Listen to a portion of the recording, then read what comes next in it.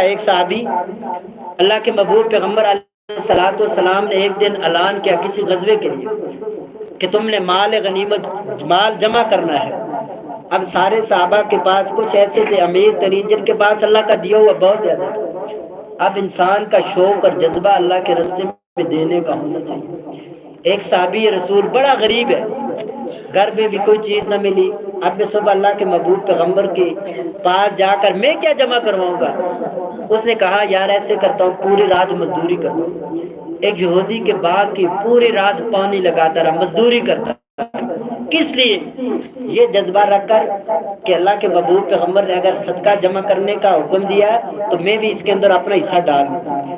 پوری رات بیدار ہو کر لگا دی، ساری رات باغ کے اندر پانی لگاتا رہا، چوکیداری کرتا رہا۔ ایک مٹھی کے برابر کھجوریں ملی اس کو مزدوری کے طور پر۔ اللہ کے محبوب پیغمبر علیہ الصلوۃ والسلام کے پاس آ رہا، اپنی پیٹھ کے پیچھے چھپا کر دیکھا بڑے بڑے صحابہ، کوئی درم و دینار کے ڈھیر لگا رہا ہے، کوئی مال و دولت کے دینار، کوئی کس کے ڈھیر لگا رہا ہے۔ اب وہ بیچارہ سوچنے لگا یار ایک طرف اتنے درم و دینار کے ڈھیر لگے ہوئے اور میں یہ چند مٹھی بھر کھجوریں کیسے اللہ کے محبوب پیغمبر کے سامنے لے کر کے جاؤں؟ اللہ کی قسم اللہ کو آسمان پہ بیٹھے ہوئے اس کا یہ عمل، اس کا خلوص اتنا زیادہ پسند آیا، اللہ تبارک و تعالیٰ نے اپنے محبوب پیغمبر علیہ الصلوۃ والسلام کے اوپر وحی کی، کہا تیرا فلاں وہ صحابی کھڑا ہے، شرما رہا ہے، چند مٹھی کے برابر اس کے ہاتھ میں کھجورے کہ میں کیسے جا کر کے اللہ کے محبوب پیغمبر کو یہ دوں؟ اللہ تبارک و تعالیٰ نے فرمایا کہ میرے محبوب پیغمبر ایک طرف درم و دینار دینے والے، لاکھوں کروڑوں کا مال دینے والے، لیکن جس دل جمی سے جس خلوص سے یہ چند مٹھی کے اندر کھجوریں لے کر آیا، اللہ کی قسم ان سارے کے مال کے بدلے میں اللہ کو یہ سب سے زیادہ کھجوریں عزیز۔ اللہ تبارک و تعالیٰ فرمایا میں انصار سے زیادہ اجر و ثواب جو ہے اس صحابی کو دوں گا جس نے اس خلوص سے نیت کے ساتھ یہ نہیں دیکھا کہ مال کم ہے، پوری رات جاگا، بیدار ہوا کہ میں بھی اپنا صدقہ خیرات اللہ کے محبوب پیغمبر کی جا کر خدمت میں پیش کر سکوں۔ اور میرے مسلمان بھائیو، انسان کی دلی نیت صاف ہونی چاہیے، انسان کا خلوص ہونا چاہیے۔ مال چاہے دیتے ہوئے تھوڑا کیوں نہ ہو لیکن خلوص سے نیت کے ساتھ دینا چاہیے۔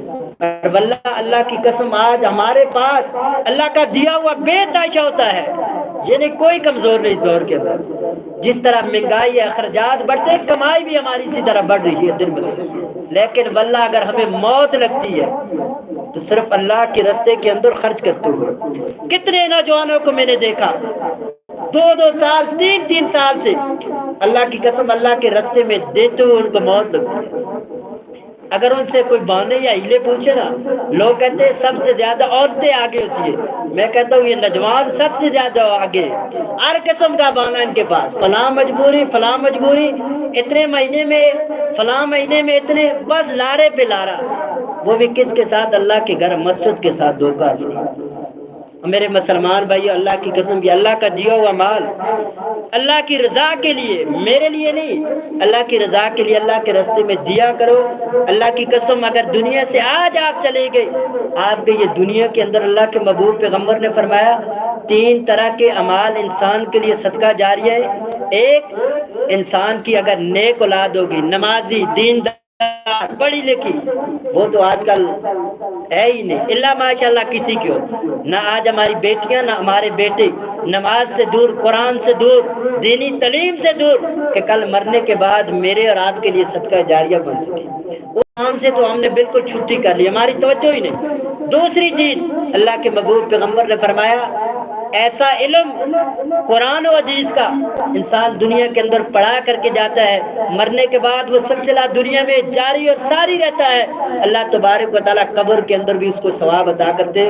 تیسرا کام اللہ کے محبوب پیغمبر نے فرمایا دنیا کے اندر انسان اگر کوئی مسجد، کوئی مدرسہ، کوئی پانی، کوئی رستہ، کوئی نیکی کا کام صدقہ جاریہ کر کے جاتا ہے، انسان مر جاتا ہے، قبر کے اندر لیٹا ہوتا ہے، اللہ کے ہاں یہ بینک اس کا چلتا رہتا ہے، اس کے صدقہ جاریہ چلتا رہتا ہے، اس کے اعمال نامے کے اندر اضافہ ہوتا رہتا ہے۔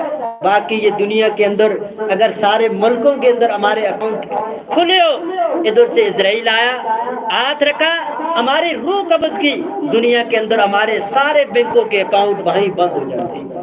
کام نہیں آئے گی، اس لیے اللہ کے راستے کے اندر دل کھول کر کے خرچ کیا کرے۔ اللہ سے دعا ہے اللہ تبارک و